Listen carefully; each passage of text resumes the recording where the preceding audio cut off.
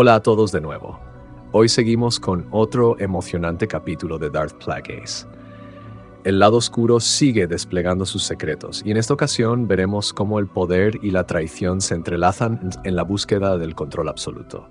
Si han llegado hasta aquí, saben que este no es solo un libro, sino un verdadero viaje hacia los rincones más oscuros de la galaxia. Acompáñenme en este capítulo mientras continuamos desentrañando la historia de los Sith y su ambición infinita. No olviden suscribirse al canal y seguirnos en Instagram para estar al tanto de todo el contenido que estamos preparando. Capítulo 26. Su naturaleza básica. En un día claro, mirando hacia el noroeste a través de los talleres desde una sala diseminada de escombros en la azotea circular del edificio Limerge, Maul podía ver simplemente la elegante espira central del templo Jedi, clavándose por encima del horizonte.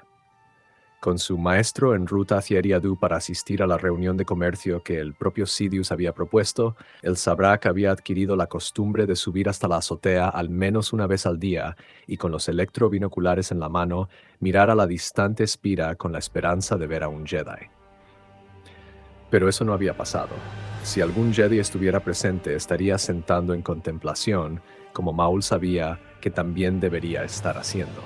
O si no estaba meditando, entonces completando el trabajo en la moto deslizadora, graciosamente curvada a la que había bautizado como Bloodfin, o el droide llamado Sep-3X, o perfeccionando su habilidad utilizando el lanzador de proyectiles montado en la muñeca conocido como Lambarok. Dedicarse a esas tareas habría provocado más aprobación en Darth Sidious que el que Maul mirara el pináculo ornamentado con aletas del templo y soñara con el día en el que pudiera enfrentarse contra un maestro Jedi.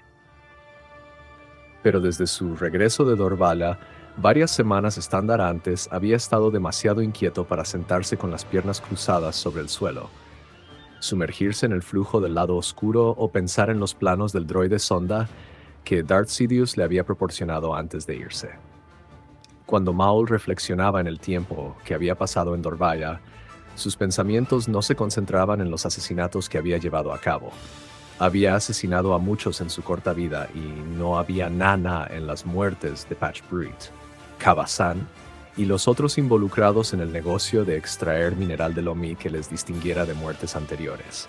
De hecho, la falta de cuidado de los mineros debería haberles condenado a muertes largas en vez de los finales rápidos que Maul les había dispensado. Lo que recordaba en su lugar era la sensación de participación que la misión le había proporcionado. No solo había sido capaz de utilizar sus talentos para el sigilo, el seguimiento y el combate, sino que los había utilizado de una manera que impulsaba el gran plan Sith, como no había sido el caso durante sus años de entrenamiento en Orsis o durante las correrías que Darth Sidious le había permitido hacer en otros planetas.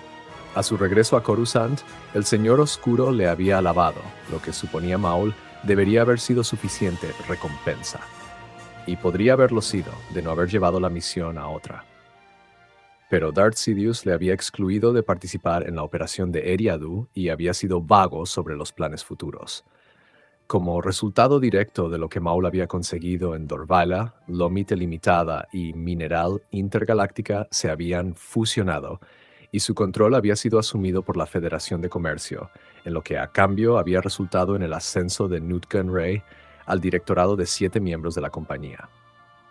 En conversaciones posteriores con el virrey, Darth Sidious había demandado que los Neimoidianos sacrificaran voluntariamente uno de sus cargueros Lucrehulk junto con un envío de lingotes de Aurodium, como medio para dar fondos a un grupo insurgente del borde exterior conocido como el Frente de la Nebulosa.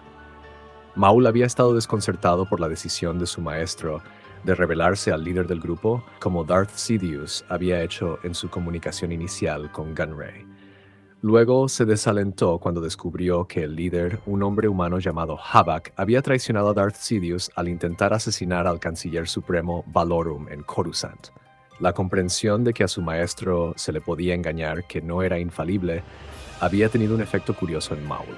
Le había causado intranquilidad, una repentina preocupación por la seguridad de su maestro, que se había entrometido en su habilidad de tranquilizar su mente y encontrar consuelo en el lado oscuro. No era miedo, porque el miedo era algo ajeno a la personalidad de Maul, sino un desasosiego preocupante. desasosiego o por el ser que una vez había intentado matar y al que quizás se esperara que matara. Todas estas semanas después, a veces todavía pasaba horas vagando por el edificio de Limerge como un animal doméstico, percibiendo el olor de su dueño. Sin embargo, cuando había expresado un deseo de tomar parte en la operación de Eriadu, incluso si eso solo significaba ayudar a los neimoidianos en procurarle armas de las especies colmena o a comenzar las operaciones de fabricación en Alaris Prane y otros planetas remotos, su maestro había rechazado la idea sin más. No tienes papel en esto, le había dicho sin explicación, y en compensación, resumió Maul, le había dado los planos del ojo oscuro. El rechazo también había incitado preguntas de una clase nueva. De todos los seres de la galaxia, el Lord Oscuro le había elegido a él para que sirviera como su aprendiz y su sucesor eventual, y, sin embargo, Darth Sidious había desatendido el equiparle con las mismas herramientas que necesitaría para continuar con el imperativo Sith. A pesar de todos sus intentos de familiarizarse con el terreno político y con las organizaciones criminales, algunas de las cuales estaban aliadas con Darth Sidious y otras contrarias a sus planes, tenía una comprensión limitada de cómo funcionaba precisamente la galaxia. Entendía que la guerra de los Sith era con la Orden Jedi más que con la República, pero no tenía una idea real de cómo se administraría la venganza. ¿Y si entonces, más allá de lo esperado, le ocurriera algo desafortunado a su maestro? ¿Había un plan de contingencia? A diferencia de Darth Sidious, que se enmascaraba como el senador Palpatine de la República y debatía asuntos complejos en el Senado, Maul carecía de una identidad secreta. Con sus ojos amarillos y una máscara de símbolos mágicos arcanos negros y rojos en cabeza con cuernos, todo lo que podía hacer era rondar los límites de los talleres en lo más profundo de la noche sin inspirar miedo en casi todos los seres que le veían. Maul había esperado que su vida cambiara cuando Darth Sidious le había trasladado a Coruscant, pero de muchas maneras el movimiento le había parecido como un regreso a sus días como recluta de combate en Orsis, esperando a que le permitieran luchar, recibiendo alabanzas y recompensas solo para que le ordenaran que entrenara más duro. Las visitas ocasionales de su maestro le habían permitido soportar el aislamiento y la superficialidad de su existencia. Solo cuando su instrucción en las artes Sith había empezado, se había sentido singular, con sentido, pero no carecía completamente de esperanza. En ocasiones, Darth Sidious aludía a una misión de la mayor importancia que necesitarían llevar a cabo juntos. Una que requeriría que hicieran uso de todos sus poderes. Aún tenía que proporcionarle detalles, incluso con respecto a los estudios de Maul, pero continuaba implicando que la misión era inminente. Y cada vez más y más, Maul sentía que era algo conectado con el planeta natal de su maestro, Naboo. Al ser su presencia requerida por el rey Veruna, Palpatine interrumpió su viaje hacia la reunión de Eriadu para detenerse en Naboo. El espacio puerto estaba lleno de naves de diseño inusual y Theed estaba repleta de ciudadanos que habían llenado las calles y callejuelas que rodeaban la plaza del palacio para oír hablar a la joven Padmé Navari. En marcado contraste con el entusiasmo alegre demostrado por las multitudes y aparentemente organizado como una especie de contraevento, la sala del trono del palacio era la escena de un festín extravagante, al que asistían la mayoría de los partidarios corruptos de Veruna en el electorado y varias docenas de personajes dudosos extranjeros. El anuncio de la llegada de Palpatine en la sala se encontró con insinuaciones silenciosas y risas maliciosas que continuaron mientras fue conducido hacia un lugar en la mesa del rey, frente a Veruna y colocado entre Kun Lago y la jefa de seguridad Magneta. Haciendo gestos con su cetro real según las buenas costumbres, Veruna saludó a Palpatine con una sonrisa exagerada. «Bienvenido, Palpatine». La bebida le había dado una ligera mala pronunciación a su discurso. Dando palmadas añadió, «Traed vino para el celebrado senador de Naboo». «Gracias, majestad», dijo Palpatine siguiéndole el juego a la insinceridad de Veruna. «No he tomado vino de flores durante demasiado tiempo». Veruna golpeó con un puño la larga mesa de madera. «Entonces traedle 2 copas y haced que siga viniendo hasta que su sed se apague». Palpatine se echó hacia atrás en su silla, mientras los sirvientes se daban prisa por honrar la orden de Veruna. Ambos extremos de la mesa estaban bloqueados por seres que él conocía por su reputación más que por amistad. Lejos hacia la derecha de Veruna estaba sentado Alexei Garin, jefe del sindicato del crimen Sol Negro, y a su izquierda, elevada sobre cojines duraderos y extrayendo humo de una pipa de agua, se arrellanaba una hembra Jot llamada Gardulla, de Tatooine. Entre el séquito de seres de ella había dos humanoides cuyos uniformes marciales les identificaban como miembros del grupo terrorista Bando Gora. Más munición para Padmé Naberry, pensó. «Dinos, Palpatine», dijo Veruna, después de limpiarse la boca en la manga de su túnica chillona, «¿qué te impulsó a proponer esta reunión en Eriadu?» Palpatine ignoró las copas de vino. «La reunión proporcionará una oportunidad para que todos los implicados expongan sus pensamientos y sus quejas respecto al impuesto de las zonas de libre comercio. Estoy seguro de que tus amigos de la Federación de Comercio estarán muy agradecidos». Palpatine esperó a que las risas terminaran, complacido de encontrar que la conversación se dirigía en la dirección que había esperado que fuera. «Naboo tiene mucho en juego en lo que salga de la reunión, Majestad». «Ah, entonces organizaste esto por el bien de Naboo». Veruna levantó su voz de manera que todo el mundo en la mesa pudiera oírle. Palpatine hizo esto por preocupación por Naboo. Su expresión se endureció mientras él se inclinaba hacia adelante. «Y sin duda estabas pensando en Naboo cuando te aproximaste a los Naberry para que hicieran que su hija se oponga a mí en las próximas elecciones. Piénsatelo 2 veces antes de negarlo», le dijo tranquilamente Magneta. «Mi hijo», añadió Lago inclinándose, «estaba presente cuando les presentaste la oferta. Con Padmé Naberry, si no estoy equivocado», dijo Palpatine como en una conspiración. Mientras Lago estaba intentando salir de su desconcierto, él miró a Veruna. «Discutimos el movimiento de refugiados». El monarca le miró y luego hizo un gesto despectivamente con los dedos. «Lo hecho está, y me temo que eso te incluye a ti, senador». Haciendo un gesto amplio en dirección a la plaza del palacio, dijo: «¿Realmente crees que esa pequeña advenediza política puede derrocarme? ¿La hija de los campesinos de las montañas?» Palpatine se encogió de hombros. «Las multitudes a las que ha atraído parecen pensar eso. Idealistas», dijo Veruna burlón. «Retrógrados. Sueñan con el Naboo de hace 50 años, pero no están a punto de conseguir sus deseos». Su dedo se clavó en el aire delante de la cara de Palpatine. «Mi primer acto oficial tras mi reelección será llamarte de vuelta como senador», miró a Lago. «Kun será el nuevo representante de Naboo». Palpatine frunció el ceño con burlona decepción. «Janus Greyhatus sería una mejor elección». Veruna se puso nervioso. «Una recomendación para ti es una condena, y te sugiero firmemente que permanezcas en Coruscant, porque ya no serás bienvenido en Naboo». Bajó la voz.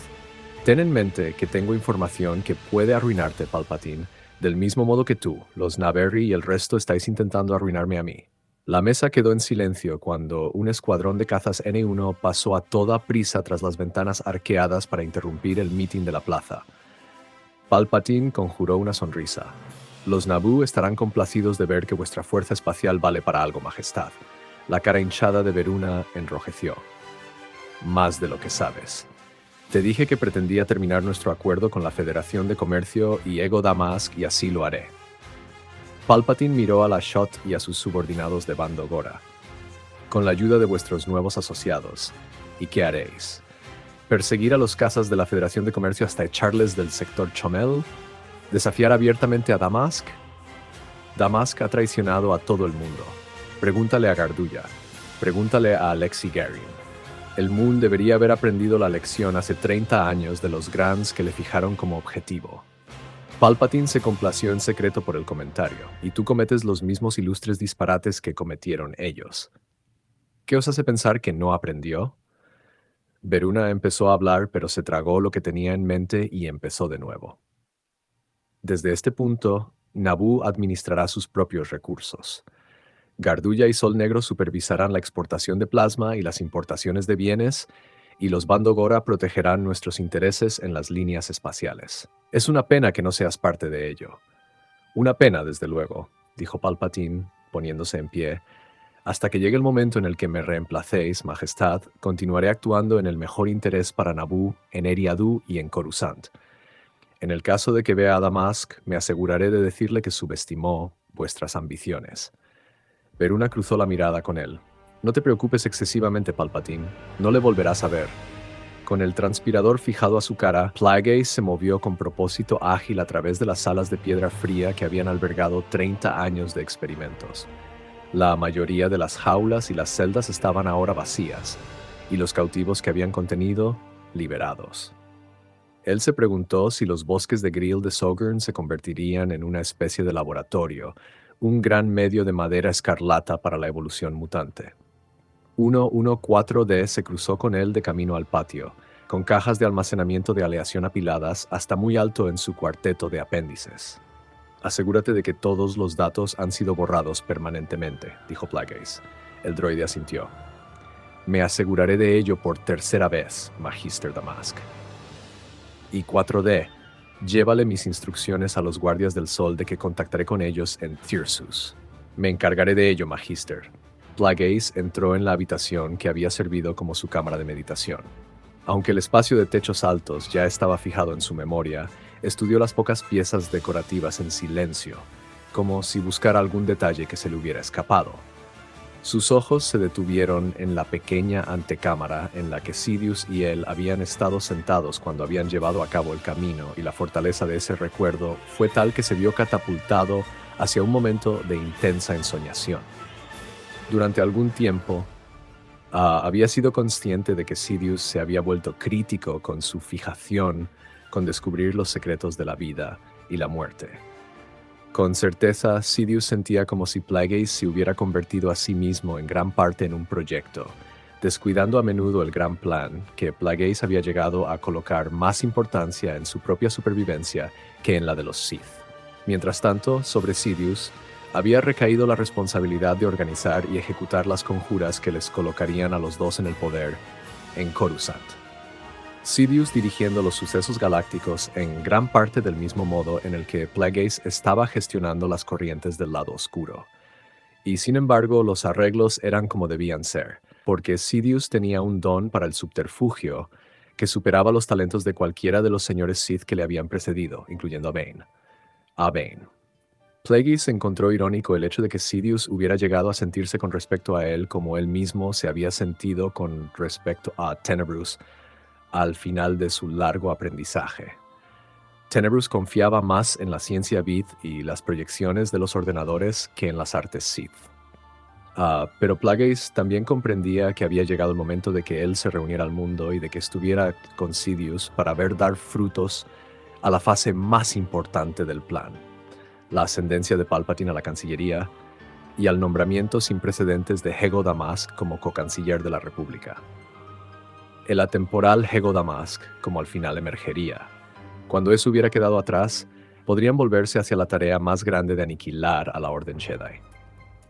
Los titubeos del maestro Dooku sobre dejar la Orden no eran una sorpresa. Yoda había sacado a Dooku de Sereno, pero no había sido capaz de sacar a Sereno de Dooku. 20 años antes, Plagueis había visto los indicios del lado oscuro en él y había intentado desde entonces, cuando y dónde había sido posible, coaccionar a más de aquellos poderes latentes a salir a la superficie. En Galidran, con la asociación clandestina del gobernador local y de los miembros de la Guardia de la Muerte, para atraer a los Jedi a una confrontación final sin esperanzas con los auténticos mandalorianos. En Jingchor y en Malastari, y más recientemente a través de los esfuerzos de Sidious en Asmeru y Eriadu. Ya poderoso en la fuerza, entrenado en combate y también un diplomático, Dooku podría haber sido un compañero poderoso en circunstancias diferentes, excepto por el hecho de que Dooku, a diferencia del Sabrak Datomiri, a quien Sidious había entrenado, nunca se habría contentado con servir como aprendiz o mero asesino. Demandaría convertirse en un auténtico Sith, y eso crearía problemas. Un curso de acción mejor sería permitirle a Dooku que encontrara su propio camino hacia el lado oscuro, a través de cualquier versión que pudiera ser accesible para él, a través del estudio de los Holocron Sith que los Jedi poseían. Era mejor hacer que dejara la Orden por decisión propia y se convirtiera en el benevolente portavoz de los discriminados, como uno podría esperar de un ser de su estatus. Sí, era mejor dejarle que persuadiera a planetas y sistemas para que se independizaran de la República y fomentara una guerra civil a la que se podía atraer a los Jedi. La repentina cacofonía de las bocinas detuvo repentinamente sus reflexiones. El tiempo se acaba. 114 devolvió, moviéndose rápidamente para ser un droide. 5 naves de guerra han sido detectadas, Magister. Antes de tiempo. Quizás sus enemigos recibieron datos de inteligencia de que su plan de ataque se había comprometido, Magister. Una especulación inteligente, 4D. ¿Está lista la nave? Esperando, Magister. Después de una mirada final a su alrededor, Plagueis se dio prisa por salir por la puerta abierta de par en par que llevaba al patio, donde la esbelta nave estelar diseñada por Regis Nome y construida por Wright Sienar estaba esperando. Estilizado débilmente como una nave correo que había sido común durante el antiguo Imperio Sith, el infiltrador todavía parecía como si hubiera salido del pasado. Justo por debajo de los 30 metros de largo y con forma de un dardo arrojadizo, tenía 2 alas cortas donde podrían haber estado las plumas de la cola, sobresaliendo de un módulo de mando redondo y terminando en aletas curvadas del radiador que encerraba el módulo entre paréntesis cuando se desplegaban. Pero lo que hacía única a la nave era su sistema de ocultación abastecido por cristales estigios que ocupaba gran parte de la proa larga y afilada del fuselaje. Cuando Plagueis entró en la cabina, 11-4D abandonó la silla del único piloto por uno de los asientos que se alineaban en la circunferencia trasera del módulo. Los sistemas están conectados, Magister. Doblándose sobre sí mismo en la silla giratoria, Plagueis se aseguró el arnés, sujetó con sus manos la palanca y levantó la nave, que trazó una espiral mientras ascendía por encima de los altos muros de la vieja fortaleza antes de lanzarse como un cohete hacia el cielo opaco de Sojourn, invisible para cualquier escáner que pudiera estar apuntado hacia abajo. Los primeros rayos de energía de la flotilla enemiga ya estaban trazando líneas en los bosques de Grail, derribando la vegetación y provocando incendios. Otra extinción para algunas de las criaturas que habían sido clonadas exclusivamente para la luna, pensó Plagueis. Una segunda ofensiva de rayos láser alcanzó a la torre donde él había pasado tantas horas en contemplación, tumbándola sobre el patio. Fuera del infiltrador, el aire se estaba volviendo cálido y las corrientes de aire que se sacudían estaban siendo agitadas por lo que había sido desencadenado desde arriba. Lejos a estribor, la luz de la estrella centelló antes de ocultarse tras una nave de ataque que estaba corriendo hacia la superficie. Las baterías turboláser de tierra empezaron a responder con fuego recíproco, haciendo que pareciera como si el cielo estuviera en guerra consigo mismo. Al borde del espacio florecían explosiones de corta duración, cuando los escudos de las naves que eran el objetivo se sobrecargaban. Pero otras rompían las andanadas, con sus armas reduciendo ringleras de bosque a cenizas y haciendo volar enormes trozos de roca del acantilado. El suelo se estremecía y grandes columnas de humo salían hacia arriba. Un emplazamiento de armas y luego otro explotaron, llevándose con ellos un muro entero de la fortaleza. Plagueis estudió las pantallas de la cabina mientras el infiltrador continuaba ganando elevación y velocidad, corriendo a través del humo y las nubes que se dispersaban. Las coordenadas de la reunión ya están programadas en el ordenador de navegación, dijo 11-4D desde detrás de él. La frecuencia de comunicación también está prefijada. Plagueis se giró hacia el ordenador de navegación mientras los impactos sacudían la nave. Había colocado una mano sobre el teclado del aparato cuando el cielo pareció parir a una esfera de luz cegadora. Siguiendo a un momento de absoluta quietud, una cascada de energía infernal descendió sobre lo que quedaba de la fortaleza, y anillos concéntricos de poder explosivo radiaron hacia afuera, arrasándolo todo en un radio de 20 kilómetros desde la zona cero.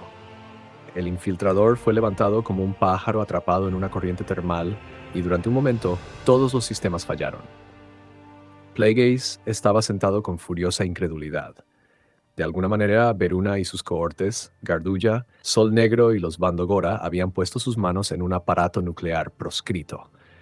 Ningún guardia del Sol podría haber sobrevivido a la explosión, pero entonces ninguno merecía sobrevivir.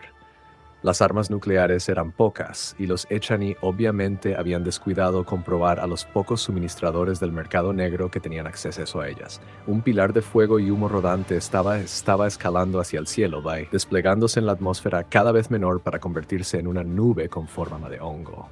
Los bosques de Gil eran yermos ennegrecidos. La fortaleza estaba destruida y convertida en cristal. Profundamente conmovido, Plagueis comprendió que no había experimentado unas emociones tan poderosas desde que se había despedido de Maegito tantas décadas antes y se había colocado bajo el cuidado de Darth Tenebrous. Sin desviarse de su curso, el infiltrador se elevó sobre la turbulencia.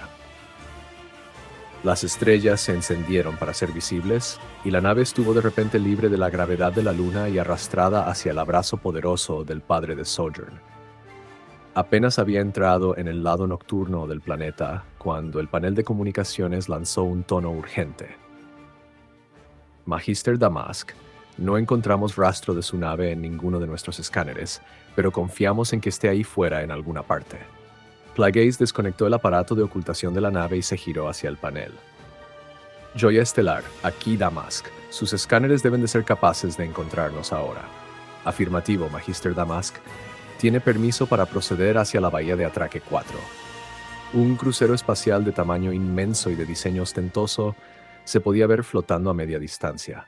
Con forma de cabeza de flecha, la nave estaba pesadamente armada y lo bastante grande como para acomodar a media docena de casas estelares. Mientras Plagueis estaba maniobrando hacia ella, los altavoces del panel de comunicaciones estuvieron traqueteando con una risa resonante. Espero persuadirle un día para que comparta el secreto de su nave invisible, Magister Damask.